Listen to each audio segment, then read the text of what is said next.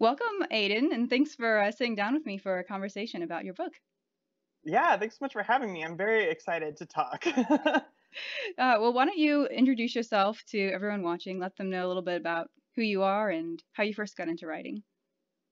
Yeah, so my name's Aiden Thomas. I am a trans Latinx queer young adult author.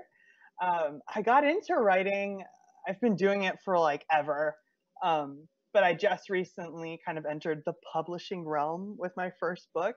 Um, and that journey started through Swoon Reads, which is a imprint of Macmillan, and they have an open call for submissions. And I, on a whim, submitted That's my awesome. first my first manuscript to them, which was Lost in the Neverwoods, and it was selected, and that's how I got into publishing. And Cemetery Boys was originally my option book, but now it's my debut. Nice, nice. That's so exciting too. Like, it's just so important, I think, for people to really, try things like that and like go push themselves out there. Yeah, you never know where it's gonna go, right? Yeah, it's really interesting. All the different. I don't think a lot of people realize that there's a lot of non-traditional ways to get into publishing, and Mm. Swoon Reads is definitely one of those options. So yeah, it was really cool. Yeah. So your debut is coming out in September. Tell us a little bit about it. Yeah, so September 1st, Cemetery Boys will be hitting shelves, or like virtual shelves, as it were, as well. Um, it is a young adult paranormal fantasy that takes place in East LA, and it is about Yadril, who is a trans boy, and he is a brujo in a community of Latinx people who can do magic, and he is trying to prove himself to his family as a boy, as a brujo, and in order to do that, he decides that he's going to summon the spirit of his cousin who just recently passed. But when he tries to summon the spirit of his cousin, he accidentally summons Julian Diaz, who is the kind of resident bad boy at his Oh high boy. school. Yeah, and things kind of spiral out from there, and it turns into a really fun kind of murder mystery, fantasy shenanigans. That sounds like a lot of fun. Um, so what is something that has like surprised you about the publishing process, or something that has gone differently than you expected, or I don't know. um, I think what I didn't realize kind of going into it, again, I'm very new to the publishing world. I didn't Yeah. get like a Twitter until 2 years ago when I first sold my first book. And I think the biggest surprise and kind of the most wonderful thing, honestly, is the finding and entering the writing community that there Mm. is on Twitter or even Instagram. It's been really incredible to connect with other authors, especially authors who share my own marginalizations, and kind of finding that community and that support is something that has been completely invaluable, and a really wonderful, welcoming experience. It's been I'm very pleasantly surprised by how supportive the community is. Honestly, it's been wonderful. It's been a wonderful experience.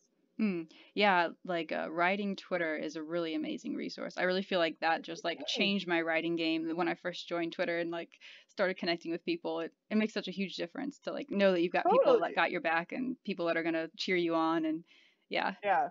Yeah, and even like resources like pitch wars and stuff like Mm. that. Yeah, it's incredible. It's really, really cool.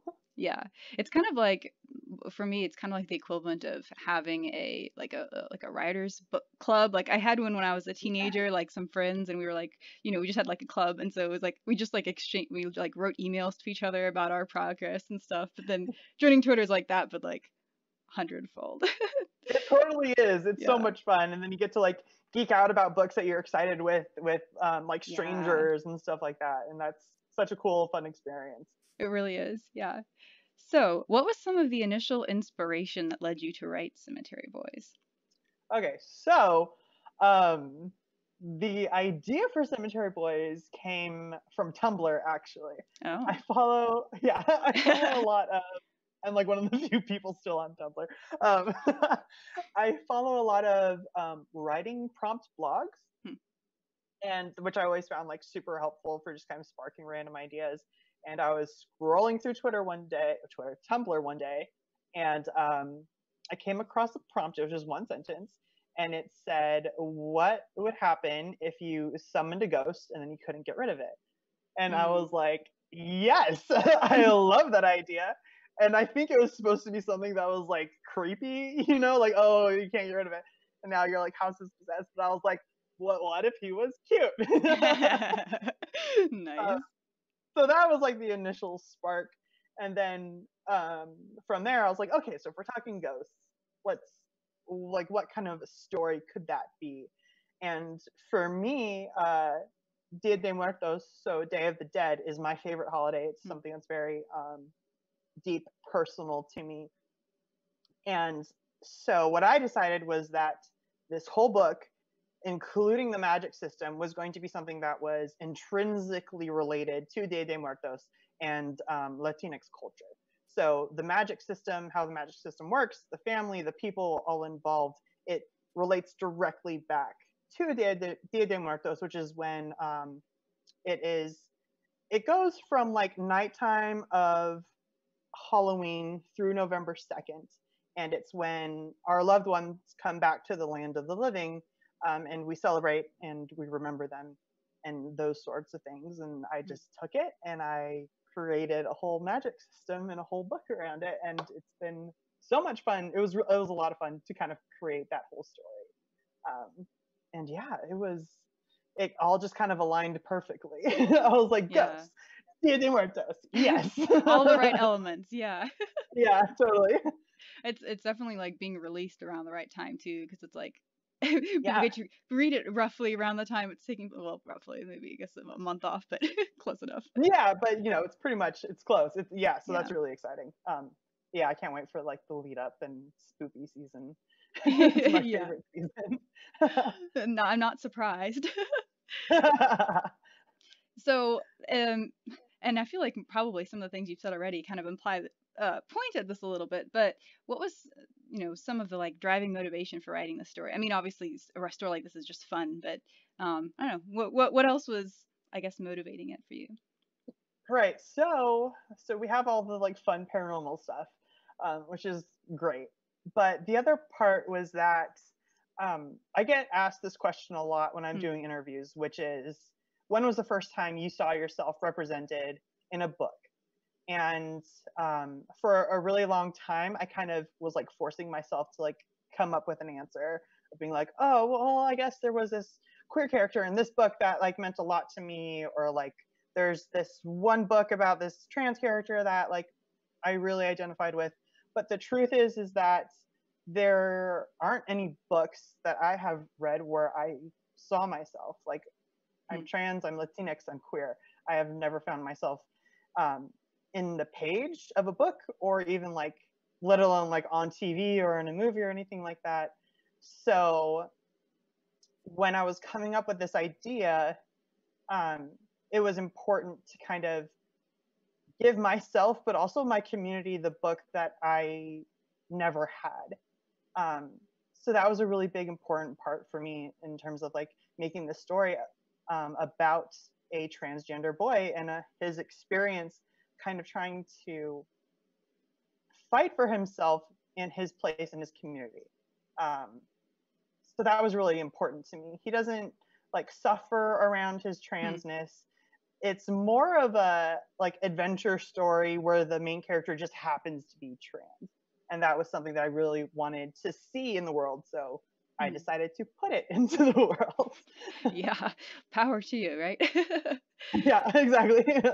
And this leads really well into this other question, which is like, what are some forms of representation that you're personally hungering for? And this can be, I guess, trope related or just, I mean, wherever you want to take that. Say it one more time, sorry. Oh, some forms of representation that you're personally hungering for that you want to see more of. Oh, yes.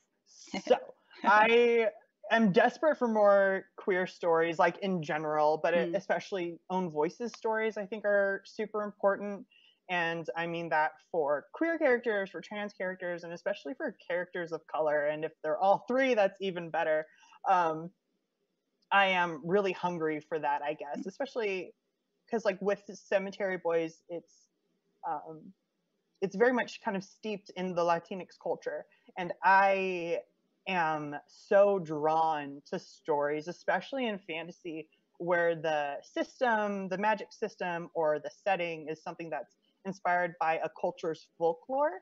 Um, so those have been really excited about. I love all of Zoraida Cordova's books. The Brooklyn Brujas series have been life changing for me, which is really great. And there's so many books, especially in 2020, coming out where it's like high fantasy, but um, where you are is somewhere that's like steeped in a culture. Um, yeah, like a Song of Wraiths and Ruins is coming out. No, just came out. Just Ah. came out yesterday. It's Thursday, 2 days ago, and that's one that's about West African folklore, I believe. Mm. So those are the kind of stories that I'm super hungry for right now, and I'm also really excited about the potential promise of more paranormal books, especially paranormal romance, kind of coming back Hmm. into the YA realm, because Yeah. I obviously am in love with all of those tropes, and so I'm excited to see more of those books written, especially by queer authors and or writers of color. Yeah, it's cool seeing like that kind of a resurgence happening, but then well, there's also this movement where we've got a lot more own voices content going out. I mean, we need more, but there's more than there were before, and so I feel like there's such an opportunity right now for people to take that genre and be like, Yeah, okay, well, that's great that we have it back, but let's make it more queer and let's have more people of color as protagonists, et cetera, et cetera. And so I'm exactly. looking forward to seeing that happen for Me sure. too. I'm like, bring them all. Let's do it. Let's go Yeah. full force into it.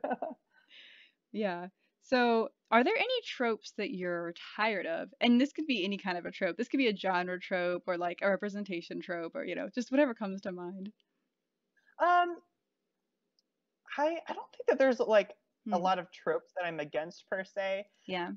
What I am kind of tired of, let's say, is marginalized stories where a marginalized character is kind of suffering because of their marginalization. I recognize that those stories are really important. Those kind of like sad stories, especially because a lot of them have hopeful endings and stuff like that. Yeah. Like for example, I'm obsessed with Adam Silvera and all of his books. Hmm. I think his books are beautiful and very important. But I would really like to see own voices stories for marginalized folks where the characters are really powerful and happy and like they're going through trials and tribulations, but I really want them to be like successful. You know what I mean? Like having a good time. Um, it would just be really nice if publishing opened up more space for stories that weren't all about someone's suffering because of their identity. I would love to see more joy and hope around marginalized writers and characters and their identities. So it's not exactly what I'm against, but like what I would like to see more of something else. Um, Yeah. so definitely that for sure. Yeah, I feel like that's really important too because it's like you said, like we need both kinds of stories, but it's totally Yes. imbalanced right now. And it can be so Yes. exhausting when like all the forms of representation you find of yourself are all just like sad stories and just like, oh, I want to Yeah. be reminded about the suffering. I want to have like some escapism sometimes too. Yeah. Yeah. We need both, like you said. Yeah. We need both, and so it would be good to get that more in balance for sure. All right. Well, thank you so much for chatting with me today. Um, Yeah. Absolutely. how can people keep up This with was great. you and pre-order your book, all that good stuff? Yeah. So I am super active on Twitter. I also have an Instagram. I'm still kind of learning like how to do Instagram where it's Yeah, not same. just my dog and my cat all the time. Mm. um, but on both of those sites, my handle is Aiden Schmaiden. So Aiden and then SCHMAIDEN. And I always feel really silly giving that out. I was like on a panel once, and at the end of it, they were like, "Okay, now everyone like go down the line and say what your like social media handles are," and everyone's like, "My first name and my last name, or my last name and first initial," and then it came to me, and I was like, Aiden Schmaden. Because nobody told me when I signed up that like, oh, you should like have like a professional type sounding handle. It's So here okay. I am. You're not the only one that I've seen with things like that. Good. I'm glad because I feel really silly most of the time. But I'm a pretty silly person, so it like adds up. So I guess that's it great. fits, right? You don't want everything to be Yeah. serious all the time. Yeah. Um, and like I said, Cemetery Boys is coming out September 1st. I do have a pre-order campaign that's going on, and it's open internationally, which is very exciting. Um, if you submit your receipt or a library request, you don't even have to like buy my book. Technically, you can just request it at your library, and you will get 5 character cards, which are tarot style, that were designed by Mars Ladderbaugh, who is my cover artist. So it matches the cover completely. And you will also get a signed book plate by me, which was also designed by Mars Lauterbach. And for US entrants, we will randomly select 50 people to get a limited edition Cemetery Boys enamel pin, which are beautiful and also designed by Mars. Nice. And yeah, you can find how to submit to that on my website, which is Aiden Thomas. And you can navigate to the Cemetery Boys page, and there's just a Google form that you have to fill out. So it's super easy. And yeah, and if you pre-order, I would love to give you free stuff. So Yeah, who wants to say no to free stuff? Also, that right, uh, those pre-order things are very beautiful. I was looking at them on your website the other day. So aren't they lovely? yeah, they Mars really are. is such an incredibly talented creator. Every month I'm one of their patrons, so every month I'm always like, "Can you do another Cemetery Boys thing?" Nice. It's the highlight of my month. It's fantastic. Mars is incredibly, incredibly talented. Mm, Yeah, so awesome. check out Mars if you need like book stuff or promo materials because they that's what they do. So Yeah, noted for sure. yeah. Okay, thank you again, and I hope you have a great one. Of course, thank you so much. I had such an awesome time.